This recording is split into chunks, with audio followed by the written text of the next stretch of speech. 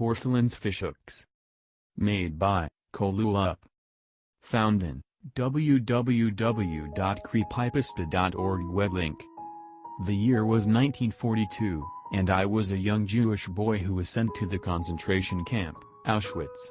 My brother and I were separated from our parents a couple weeks back, and haven't seen them since.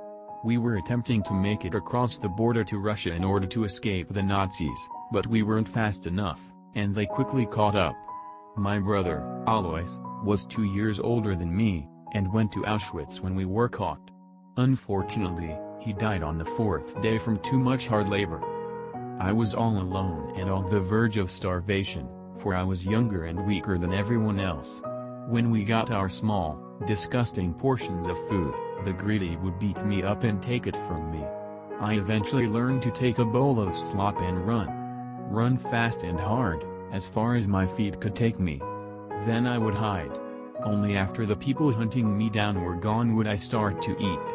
I would eat all of it in 2 or 3 bites, since the food was scarce, but I enjoyed every second of it. A couple of weeks later, smoke started puffing up from the ovens in which the Nazis would take a large group of Jewish people and burn them until all were dead. The population in Auschwitz plummeted every week, although new arrivals kept on filtering in. I had made friends, but, sadly, they were soon after burned in the ovens along with their families. I was in the point of time in which I felt incredibly scared, but I wanted to be a hero, so I kept my chin held high and my chest puffed up. Every so often, a new sickness would pop up and kill off nearly half of the people in the concentration camp. I don't really understand why, but nothing bad ever really happened to me. I didn't ever get sick, and, for some strange reason, the Nazis would skip over me when the next oven group was being chosen, even if everyone around me was selected. One time when this happened, a man that used to beat me up for my food gave me a deathly scowl and said, "Little brat. Always getting away with things," and then he spat in my face. One day, I was so confused on why I wasn't being chosen to be put in the ovens that I asked a Nazi on guard. It's not like I wanted to be put in the ovens, but something was fishy about this whole thing. The Nazi told me, "We have something special planned for you," and deviously grinned at me. This just made me even more curious. I asked him what it was, and that was obviously a mistake. The Nazi shot me in the foot and I started to cry. He said, "You want something to cry about, kid? How's this?" And he shot me again, but this time, in my right shoulder. The man laughed and shoved me to the ground. I resisted the urge to cry out in pain, and I held back all of my tears, for I didn't want to get shot again. The Nazi started kicking me in the head. I was just about to scream and let it all out when he said, "You're lucky I'm not allowed to kill you, Jew." I stayed there, crumpled up on the mud-ridden ground, as the Nazi walked away, cackling to himself. The next day, I was practically naked, for I had used my clothes to bind my wounds the Nazi had given me. I unsuccessfully tried to remove the bullets, so I applied pressure to the deep holes instead. It was time for a group to be chosen for the ovens, if I had guessed the schedule correctly. However, that day, only one little girl I recognized was taken out of the crowd of people. I recognized her because she had always been there in my sight, she just never said anything. As I looked at her, she looked away. However, she turned back, a fearful look in her eyes, when a Nazi shoved her forward and into the ominous shadows. I desperately wondered where they were taking her. That night, I couldn't sleep. I kept on thinking about that girl. I was laying in a pool of sweat, and the hay lumps were not very comfortable beds. I felt a cockroach scuttle over my stomach. I fought back the urge to quickly grab it and eat it alive. I had seen others do that, and they quickly got sick and died. Even though I had not gotten sick before, I didn't want to risk anything. All of a sudden, a piercing scream cracked my eardrums. It seemed distant, like an echo, yet so close at the same time.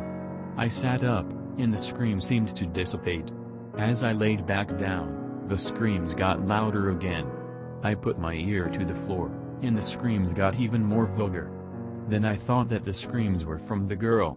When the voice said, "Stop it! Stop it!" I was certain it was her. I told myself that the Nazis had made an underground torture chamber right beneath the broken-down hut that I lived in. Little did I know, it was much worse than a torture chamber. The girl was in the assembly line 2 days after the incident with the screaming. Something about her changed, I couldn't quite put my finger on it. Perhaps an unsettling milky white film had covered her eyes, or that her skin had been unusually pale. I hadn't noticed those subtle details at first. I went over to talk to her, but when I spoke, her mouth hung open in the same fashion as before and the only noise that came out was a rasping breath.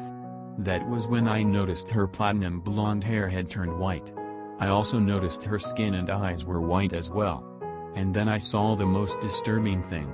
When I took a closer look, there were stitches running up and down all her limbs and her face, and I suspected the rest of her body as well. But that was not all. The stitches were made out of clear fishing lines. I started crying because I felt so sorry for her and because I was scared. And she started crying as well. Her blank facial expression didn't change, but there were tears coming from her eyes. But the tears were not the regular salty water type of thing. She was crying tears of blood. I backed away from her, mortified by what I was seeing. When the person next to her noticed, he screamed and yelled, "Kill IT. IT will infect us all." Although he didn't know what was really happening. Everyone around her started to punch her and kick her. Her legs gave out. She was still crying blood. However, even though her expressionless face did not so much as twitch, the tears were now like a bad bloody nose, gushing from her eyes. In the moment, I was so scared I almost peed myself. All I could think about was what the Nazi had said to me, "We have something special planned for you." I stared in horror at the girl as she laid there helplessly on the ground, getting kicked and beaten by everyone around her. I didn't even understand why the other prisoners were beating her up. Maybe they were scared. Maybe they thought she had a contagious sickness. I had no idea. I watched her blood tears stain the dirt around her a dark maroon, and thought to myself that I didn't want to be in that situation, but I would end up in it anyways. I thought that the Nazis would do this to all the children, and I would be next. After the girl was beaten to death by her comrades, the Nazis chose one more person instead of a group. But I was wrong. Instead of a child, they chose an adult. He looked like he was in his mid-20s, and he was very handsome. He had the same look of fear in his eyes as the girl did when he looked back at an elderly woman, whom I assumed was his mother. When he turned around a corner, I surreptitiously walked over to the woman. I told her it was going to be okay, and she believed me. But I didn't believe myself. I knew exactly what was going to happen. That night, I actually fell asleep, which was surprising because I could hear the young man's screams. I had a dream in which there was nothing but total darkness and a glint in the distance. Then a face started coming into view, along with the rest of its body. It was wearing a white mask. The mask's only features were squinted eyes and a very smiley mouth, almost like one of the theater masks that represent cinema. The man was wearing a red striped tailcoat and a fancy shirt underneath. It was black, but appeared to be stained with something. He wore black slacks and fancy shoes. He was very skinny, the most skinny person I had ever seen. He was also wearing a very tall top hat that was black with a red ribbon near the base of the hat. He wore white gloves, and the hair behind the mask jutted out in crisp yellow spikes behind him. His yellow cat-like eyes could be seen through the squinting slits on the mask. The man was holding a curved needle. It almost looked like a fish hook. He put his white gloved hands behind his back and started to walk towards me. I couldn't move, but I could hear my heart beating faster and faster, my breaths getting heavier. As the man came closer, I could hear him chuckling. It was a deep chuckle, and it seemed as though it was far away. When he came within 2 or 3 steps away from my comfort zone, he bent over and put his masked face a couple of inches away from my sweat-ridden face. I couldn't close my eyes, something was forcing me to look directly at him. He smelled strongly of porcelain. Then he said to me, "You were a nice one. I'm going to have fun with you." He vanished into a wisp of smoke and the dream ended. I woke up in a place that wasn't recognizable. It appeared as though I was in a dark hallway made of dirt. I looked up and saw the starry sky high above me. I had fallen down a deep hole and still managed to be asleep. A panning agony formed on the top of my head, and when I put my hand on top then brought it back in front of my eyes, there was blood soaking my fingers. I started to panic, for I was bleeding profusely and stuck in a deep hole. For about 20 minutes I attempted to climb out of the hole. Nothing I tried worked. I then resorted to walking down the hallway and letting the darkness engulf me. It seemed as though the hallway went on for miles and miles. I finally found a ladder going both down and up. I decided to go up, for I wanted to get out of the hole as soon as possible. The ladder went a long ways up until I reached a vault-like door on the ceiling above the ladder. I rotated the wheel and it made a loud screeching noise that pierced my eardrums. I pushed with all my strength to open the hatch, and when I managed to lift it up a little bit, light spilled into the chamber I was in. I was filled with hope and determination that I would make it out. I shoved the door with what little strength I had left and, thankfully, the rusty hinges gave in and the hatch fell open with a clang. I pulled myself up out of the ground and found that I was in yet another chamber similar to the one before, but there was a window where the light had come into the previous room I was in before. I was obviously above ground, but I still had no idea where. I looked out the window and saw nothing but a barren wasteland. I turned back around, and only then did I notice a door that I could have sworn wasn't there before. I went to the door and opened it. It slid open easily, even though the hinges looked very rusted. I walked into the next room and saw 3 more doors. I chose the one on the left. This went on for a while, me walking into the next room, 3 doors. I chose one, and then there's another room. It got really frustrating. Eventually, I opened a door, and instead of a room, there was a long corridor that looked like it belonged in a space station. I followed the hallway and came across a door, this time, only one. When I opened it, light flooded into the corridor, and when my eyes adjusted, I saw rolling hills, the green grass dancing in the breeze and the sunshine. A wide grin spread across my face. My hand slipped off the doorknob and fell to my side. I took a step onto the spongy grass. Then another. And another. And before I knew it, I was taking off to who knows where. All I cared about was that it was away from that horrible camp and the dark hallways. But all of a sudden, everything went dark. It was as if the entire world had just fallen out of existence. I stopped dead in my tracks, looking around in horror. I started walking, my mind dazed and dizzy. Every direction I looked was black as night. I became disorientated. I couldn't tell the difference from up to down, side to side. Just when all seemed lost and hopeless, I saw a rack floating in the distance, shiny objects hanging off it. I ran towards it, and realized that the shining objects were fishhooks. I fell on my knees, still staring at the fishhooks that would soon sink into his skin. They were all sizes, almost like sewing needles. There was one that was a tiny little curlicue, and another that resembled a thistle, sharp spikes protruding from random places on the needle. I heard the same deep chuckling that I had listened to in my dream. I jumped up with a start and swiveled around, yelling, "Who's there?" Another chuckle. "I mean it. Show yourself. I don't intend to hurt you, I'm only doing my job." The deep voice seemed close now. "How does getting fishing line sewn into you with fishhooks not hurt? You mustn't think I'm that cruel, now do you?" I turned around once more, only to find myself face to face with the man. "WHWH, who are you?" My lip quivered as I spoke. The man leaned in close. I couldn't see his face anymore, but I could hear his shallow breaths in my ear. "Whoever you want me to be," he whispered. Everything went black. Underscore underscore underscore underscore underscore underscore underscore underscore underscore underscore underscore underscore underscore. I woke up, a blinding light shining in my eyes. I tried to move, but I was strapped down to something. My limbs felt like lead, and when I tried to speak, my mouth wouldn't move. The blinding light disappeared, and in its place was the man's head. "You're an early riser." The girl didn't wake until I was done. Well, That doesn't matter too much. Oh, and remember when I said this wouldn't hurt you? Well, I was lying. The man laughed hard, like a mad scientist. I craned my neck to see the rest of my body. The only thing I saw before passing out were bloody stumps in place of my hands and feet.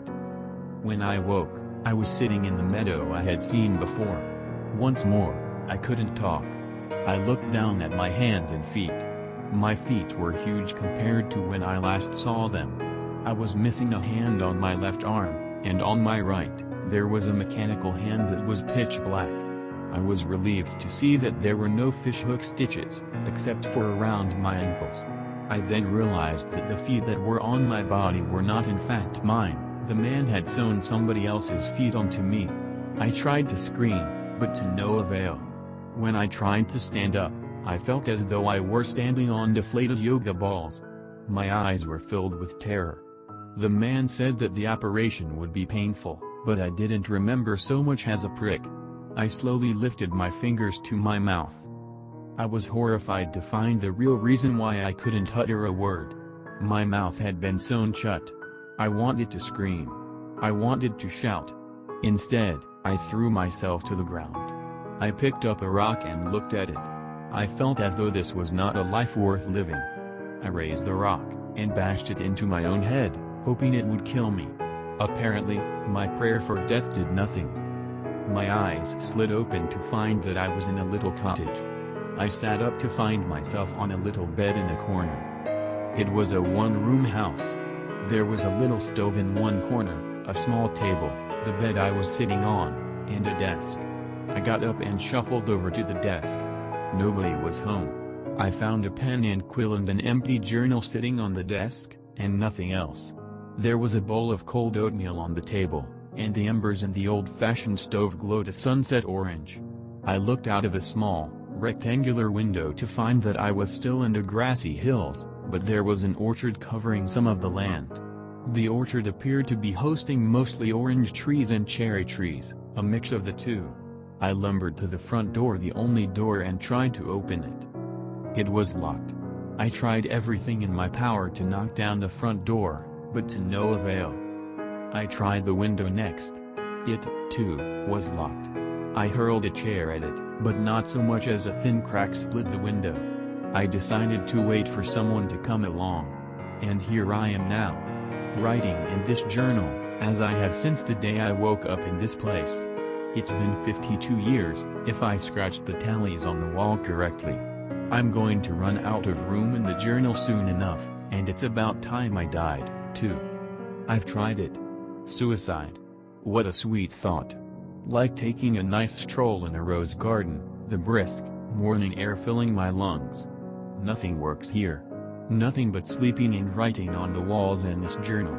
By the time someone finds this, if someone does find it, that is, I'll probably be dead. A nice, decomposing body to seal the deal with my story. I can't wait for the day I die. But like I said, nothing works around here. So, until then. Aaron Schultz, 1994.